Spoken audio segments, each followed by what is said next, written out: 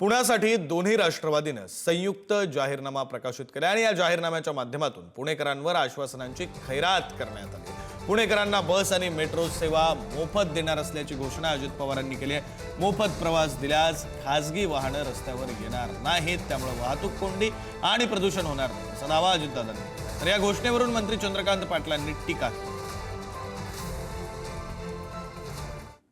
आम्ही पण मोफत मेट्रो आणि मोफत बस हा देण्याचा निर्णय घेतो। हे तुम्ही पण अचंबित झाला असाल।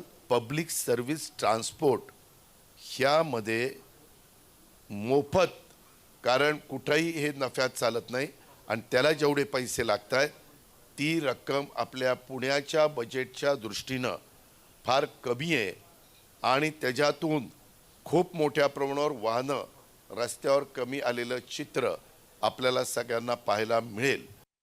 मी घोषणा केली की आज एकनाथजींच्या वाढदिवसानिमित्त महाराष्ट्रातल्या तमाम माझ्या भगिनींना मी गिफ्ट देतो आहे की यापुढे मुलींना शिक्षणाची ट्यूशन फी आणि एक्झाम फी भरावी लागणार नाही।